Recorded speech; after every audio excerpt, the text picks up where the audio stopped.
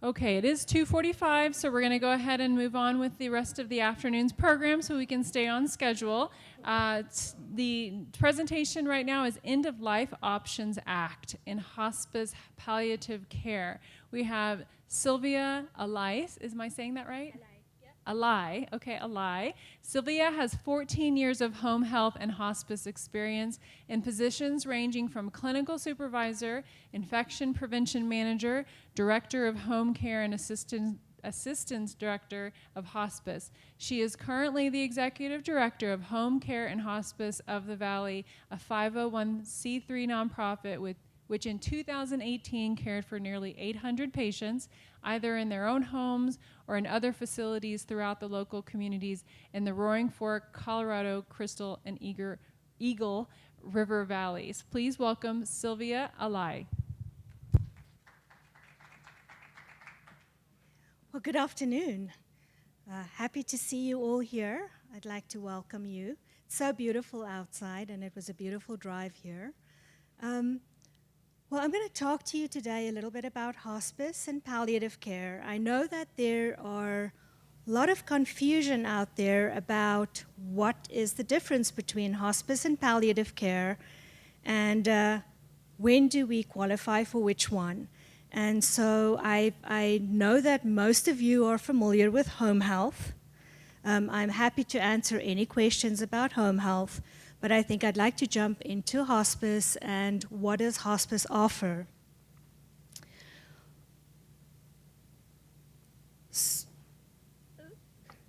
So I just wanted to start a little bit about telling you about the background of hospice and where it originated.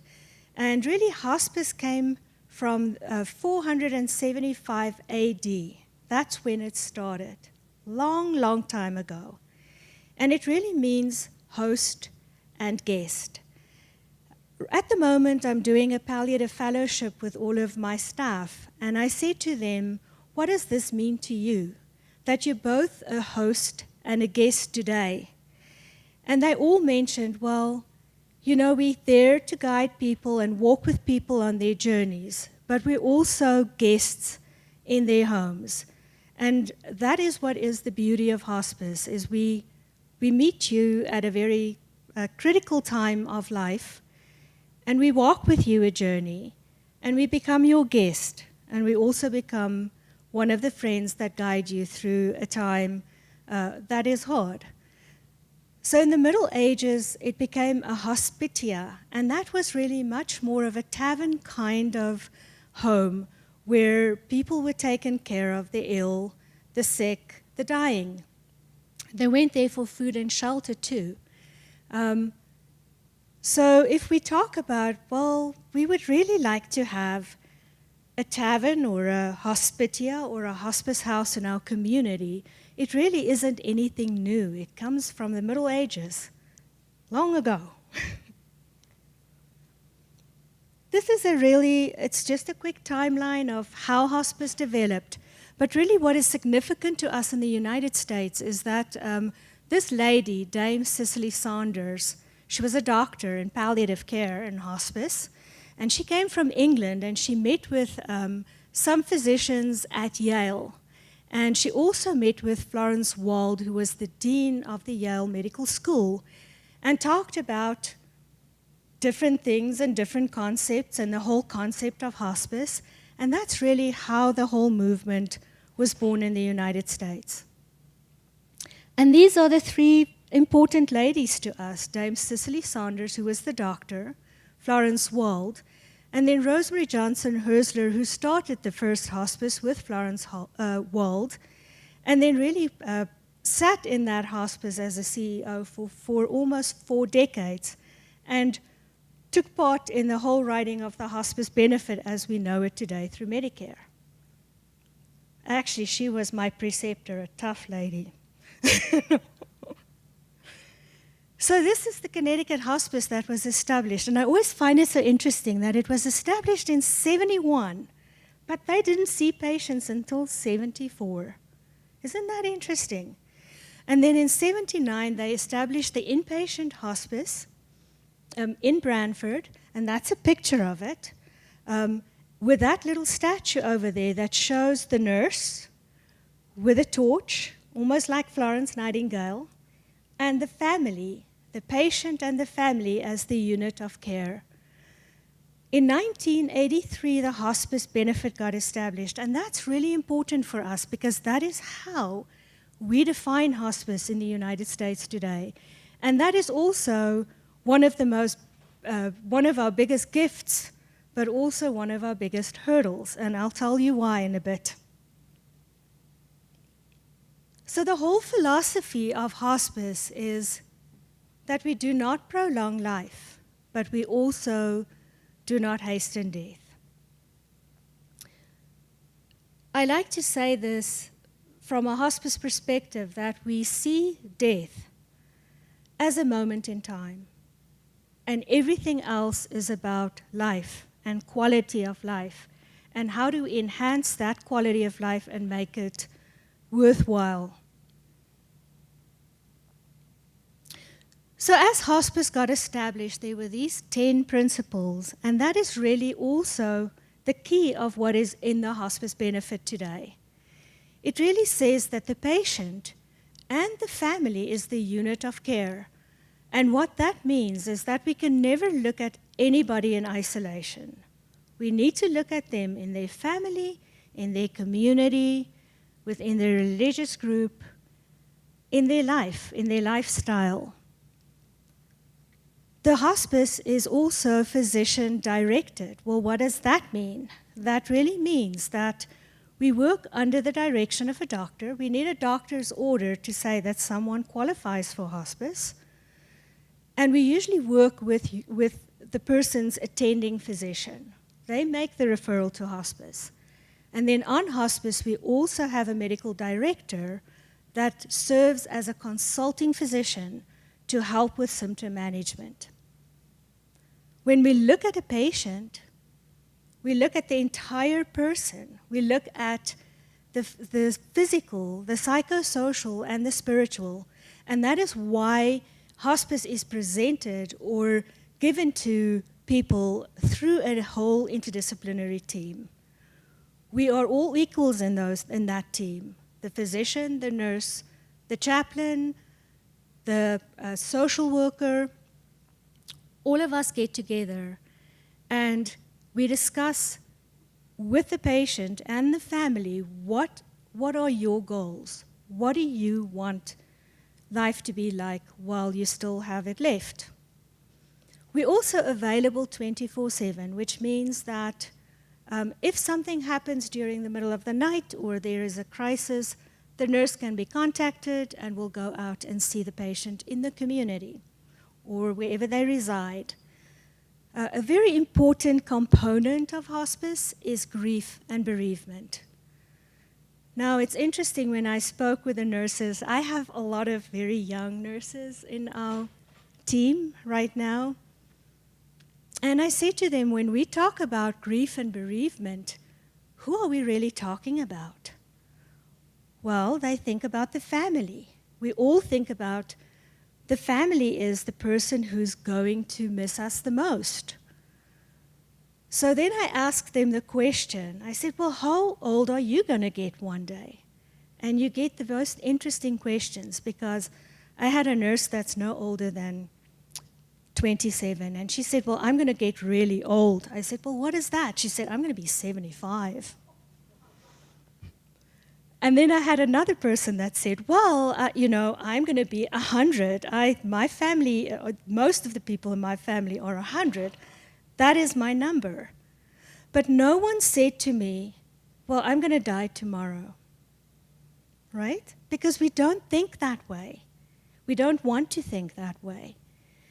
But when we go to a physician or when we have a diagnosis and someone says to you, well, you only have 2 weeks or 3 weeks or 6 months or a year, it comes as a big shock. Would you agree with me when I say that? You don't expect it. No matter how old or how healthy or how sick you are, you don't want to hear it.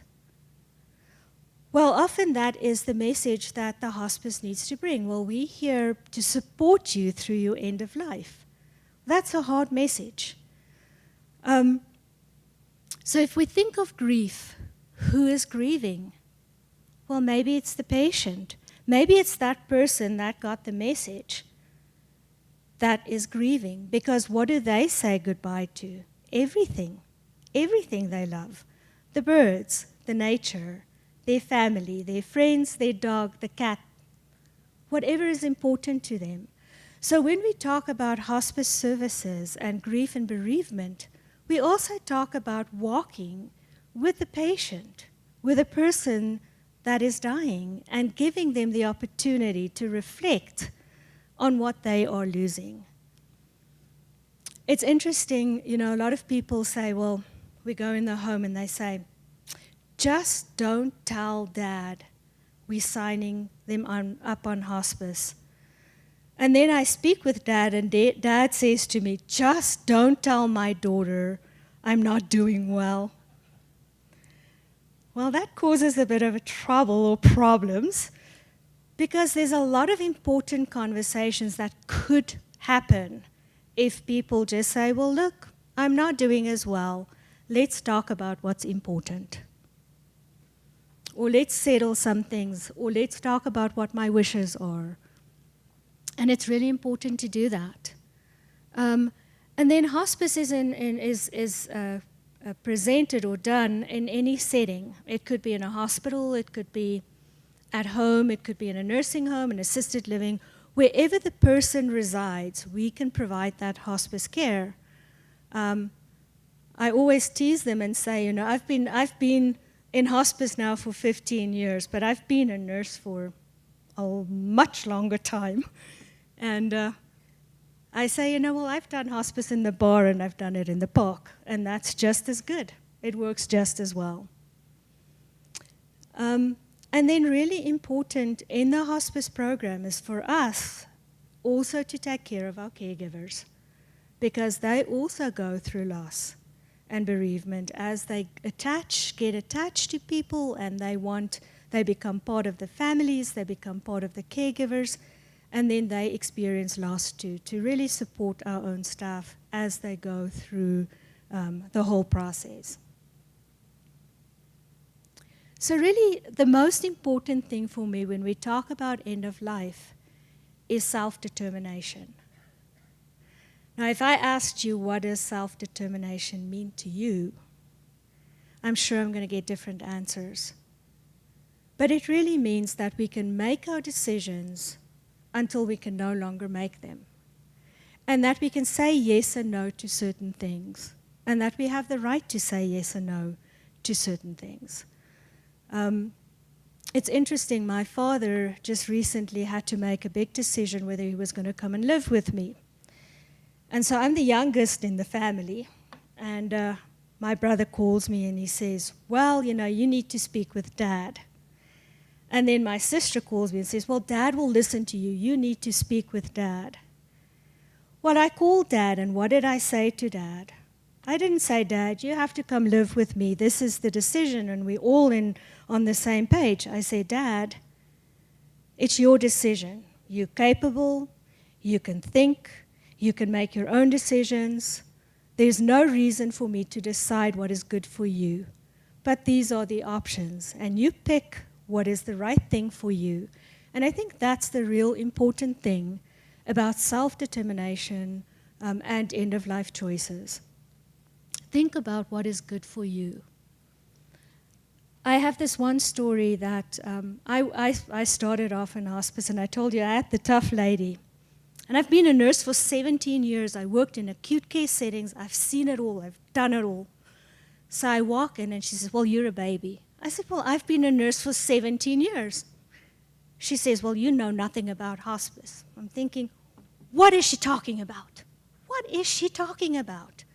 So I walk onto the floor, and my first patient is a hospice patient, and the son brings in his mother, and she is really contracted, and he puts her in the bed, and he says, I have been the caregiver of my mother my entire life. And he says, my mother loves chocolate, and the last thing I want her to taste in her life is chocolate. Well, mom is a diabetic and mom has all of these other things going on as well. So the doctor walks in, the hospice physician, and she writes the order, chocolate. Well, at that point, I knew nothing about hospice or nursing or end of life, because it's self-determination. It is what does that person want and what is important for them and their family when they make these decisions. I'm going to really go through this real quick about palliative care. So this was the gentleman that started. He was a patient, and he said to Cicely Saunders, "I want to be a window in your home." And this is what triggered all of the science. Isn't that an interesting thing that brought it home? And she said, well, this is my legacy. This is what I'm going to do. And this is how she started all of the palliative care scientific research that went into all of it.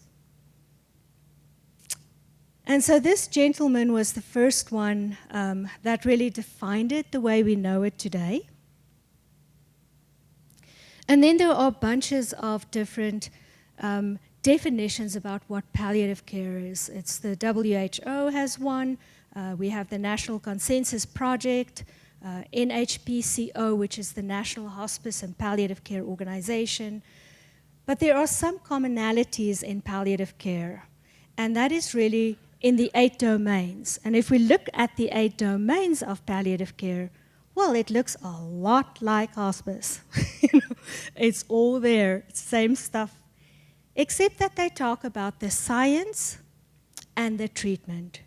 So palliative care includes all kinds of acute treatments that hospice does not include.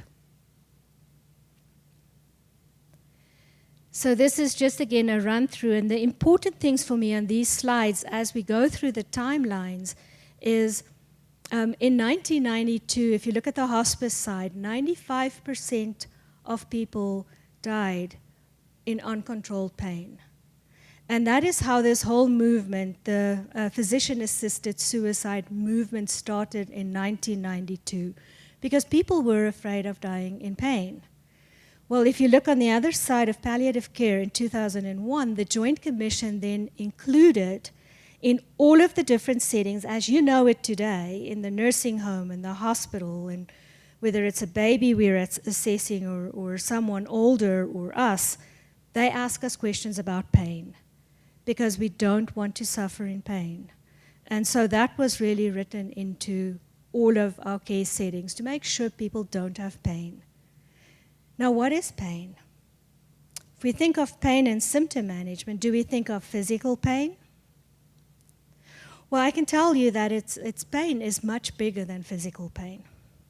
It is emotional, it is social, it is every aspect of our lives is touched by it. So when I had the group of my palliative fellows, I said to them, and I have interdisciplinary people there, social workers and nurses' aides, and I said to them, what does pain mean to you? And the aide said to me, well, if my patient is in pain, I can't get them out of bed. Well, is that quality of life? No. The social worker said to me, well, I find that if someone has pain, that they don't want to engage, or they don't want to meet with a family, or they don't want to go out for dinner, or don't feel like eating.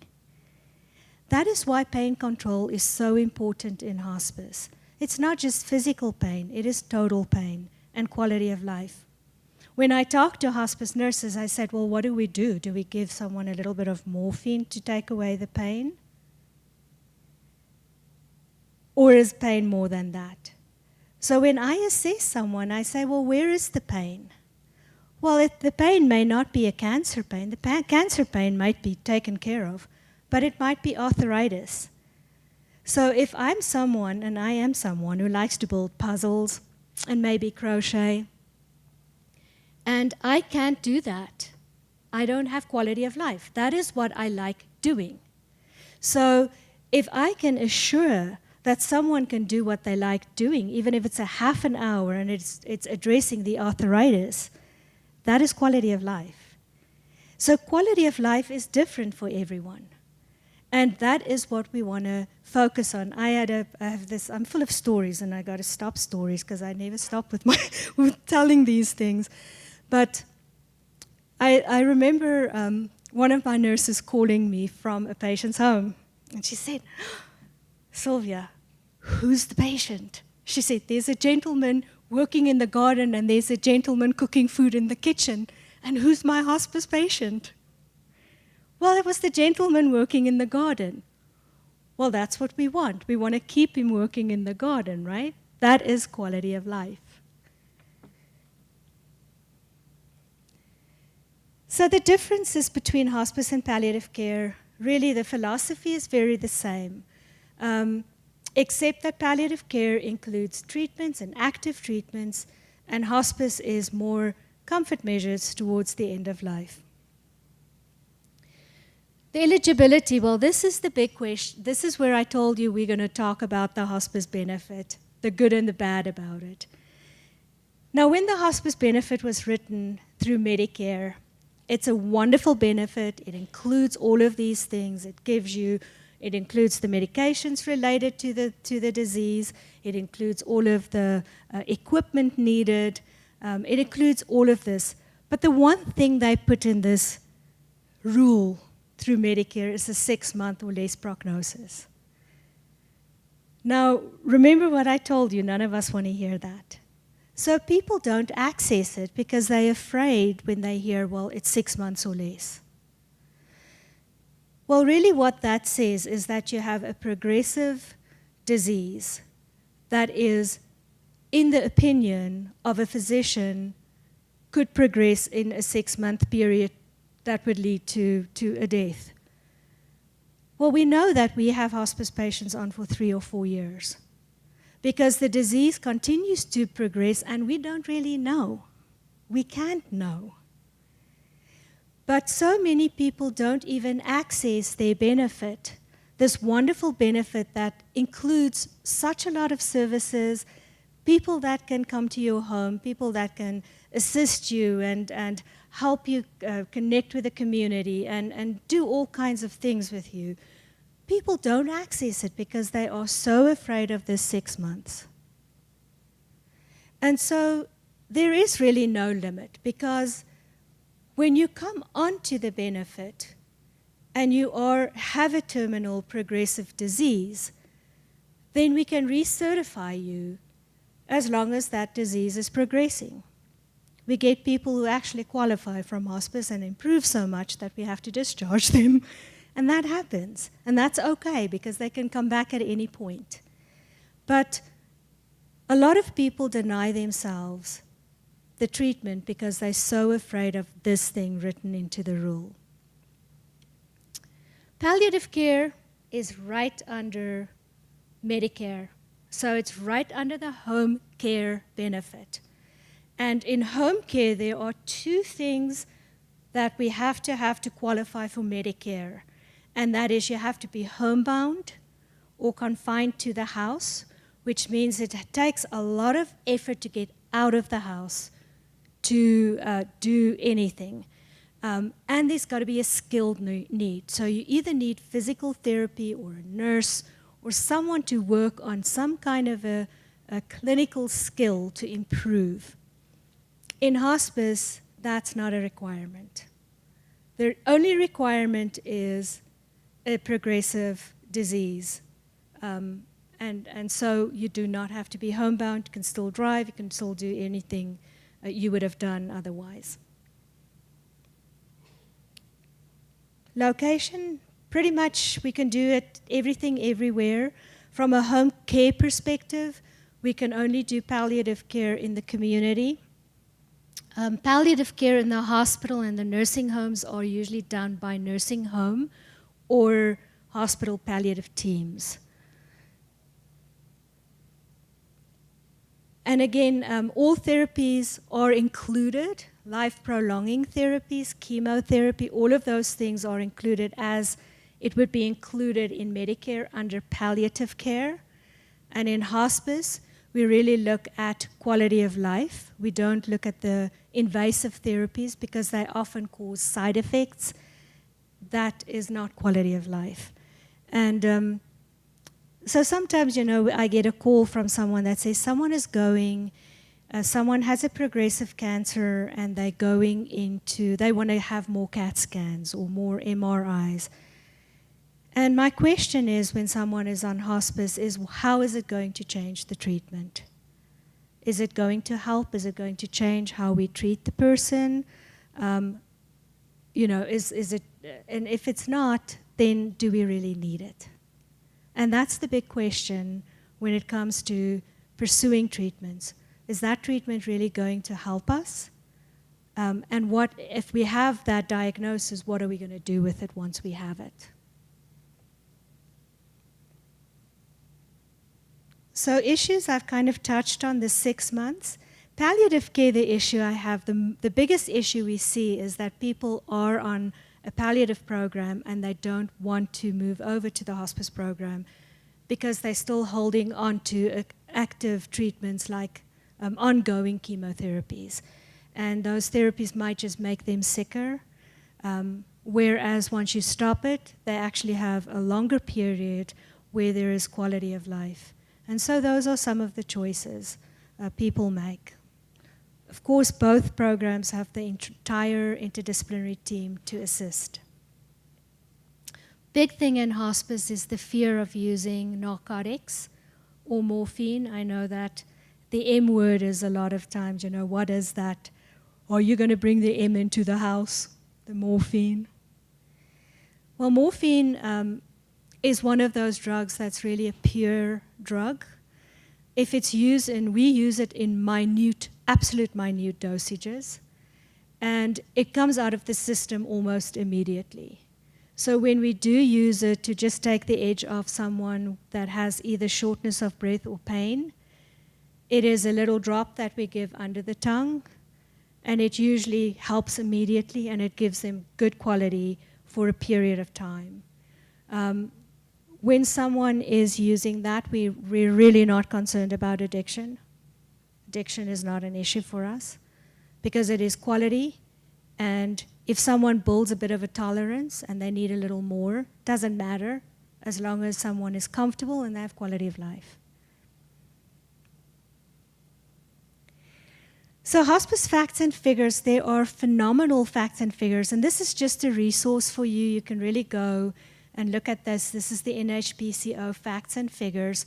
Please go on there and look at it and see how many people or how little people actually access their benefit in the United States, and how many more people we could potentially help and assist in hospice care.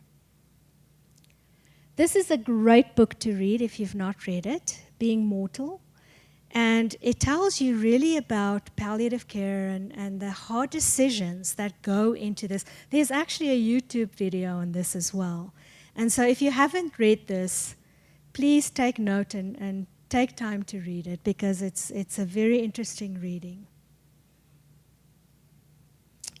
So now I'm going to talk a little bit about the Colorado End of Life Option Act, or medical aid in dying.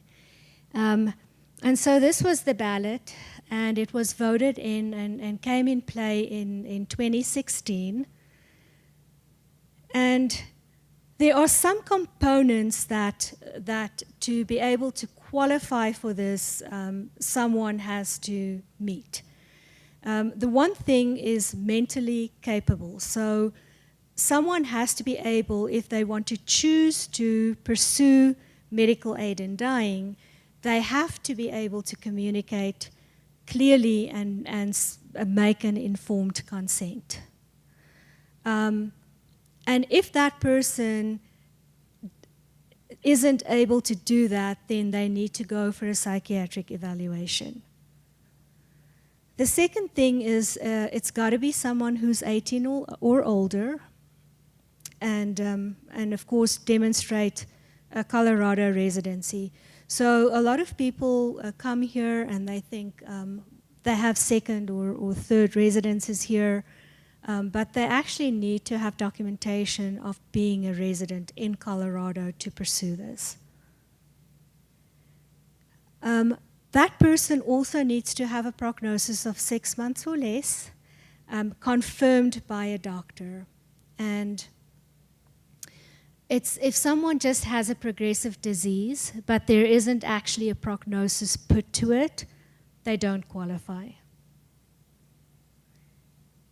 The doctor has to be the attending physician, and there's got to be a consulting. So 2 doctors need to see the patient, confirm the diagnosis, confirm that someone is capable to make that decision voluntarily, and then do the paperwork for it. And of course, they are protected by the law.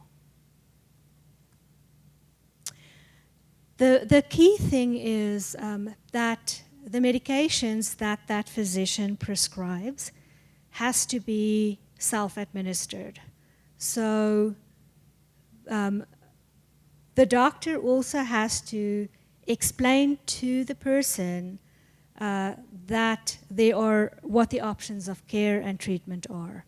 And of course, in hospice again, when it comes to this, we will talk about comfort measures, mitigating pain, symptom management, and all of the options that there is for treatment as an alternative to making this decision.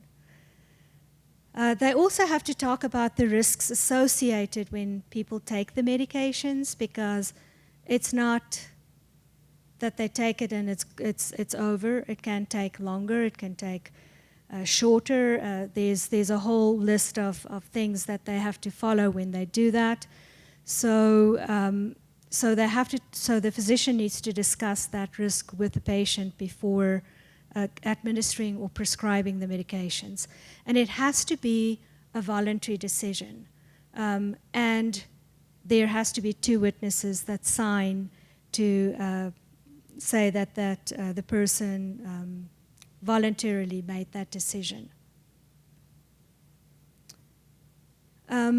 Health facilities, I know that I've encountered this a few times, where health facilities are federally run, and so they do not allow any of this because it's a state law. And so in some of those facilities, it will not, they won't have a physician available, and they certainly you cannot pursue any of it there. Of course, these things are illegal.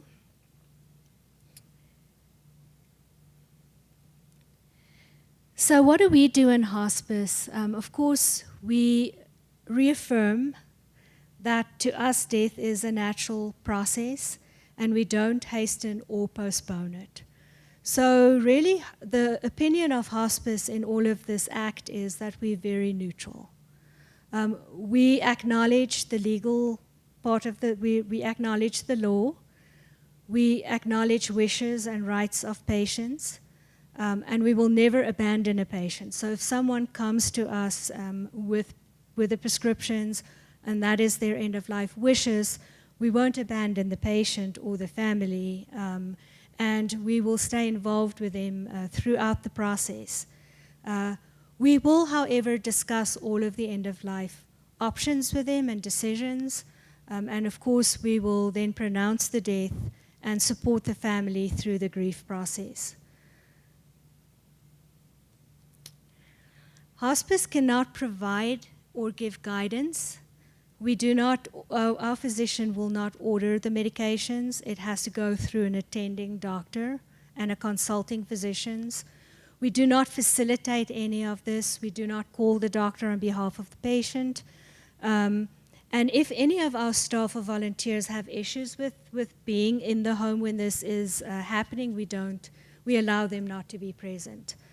When a patient pursues this, they have to self-administer it. Hospice may not be in the room while this is happening, and we will only enter after the medication has been taken, and then we will support the patient through whatever symptoms may arise, and of course the family. So encounters about this, a couple of cases that I can discuss with you that we've had. I had a gentleman who was a professor at a university, and fairly adamant that that was what he wanted.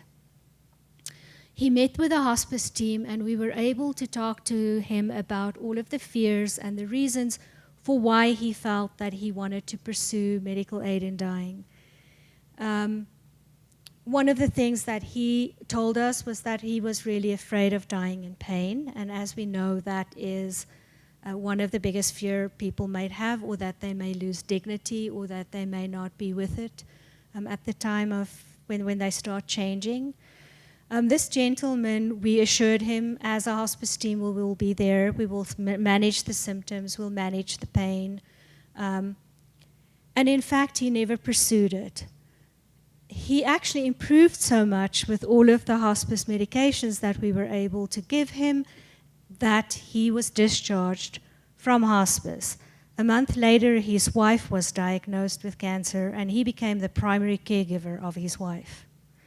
So that's one of the stories I have to tell you. Another one was one that just happened a couple of weeks ago, where someone had all of the medications ready, the team got involved. It was extremely stressful for this particular woman because the family couldn't decide on the date. It didn't fall on the right religious day, it didn't fall on the right this day, and the stress that this woman went through discerning what will be the date. So that is why it's so important for me to talk about self-determination. So we really got involved with the patient and said, you know, the family does not need to decide what your day is or your date is. You can have it happen naturally.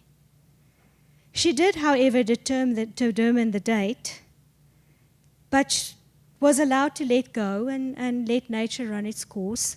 And 3 days before the date, she died of natural causes. So she never pursued it. I had another example of a patient that came on with us, and they were really afraid of using morphine, like we've seen in so many cases. And I actually spoke with the wife and the husband. They were a wonderful couple, a wonderful, wonderful, beautiful couple, and really just walked them through one drop at a time. And this man had good quality of life and never pursued it because he didn't need to, and all the fears were taken care of. So we there. We can support the family. We can support you. I like to think of, we'd like to assist people to live their life to the fullest and make sure that they're comfortable to the best of our ability through our teams, so that this step is not necessary. But we certainly appreciate the law and appreciate the rights of every individual and the self-determination of people making those decisions. So all of that said, it's a kind of serious thing to end on. Questions, or any questions from me on any of these components?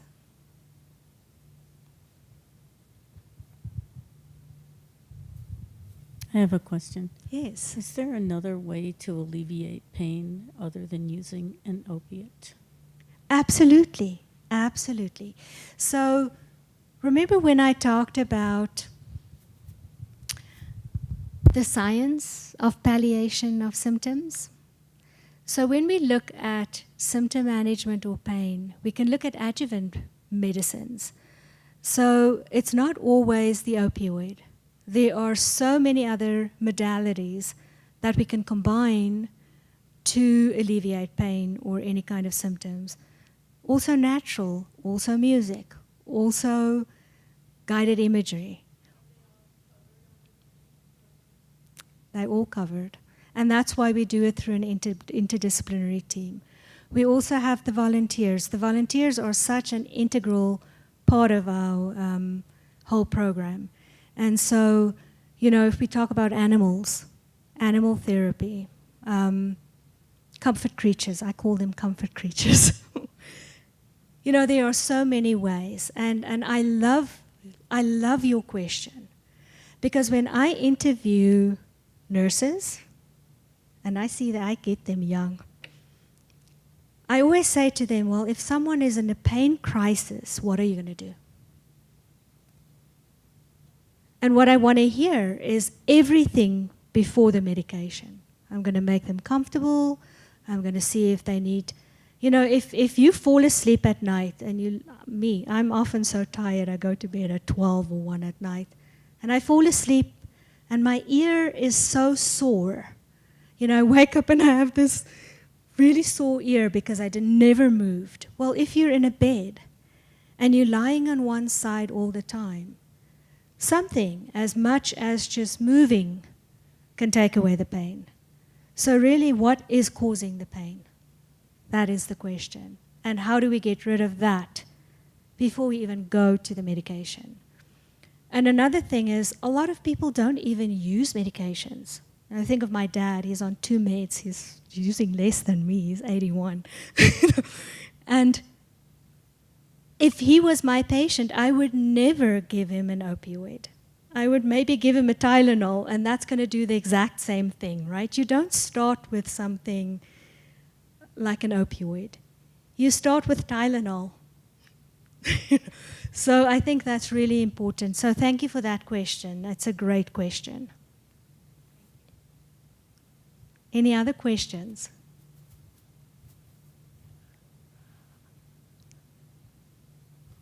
Thank you so much, Sylvia. This is such important information, and I personally know the experience of working with a hospice team, and I will say it was one of the greatest gifts of my life, my sister's lives, and my father's life. So the work you do is so invaluable. It means so much to families, and thank you very much for your presentation.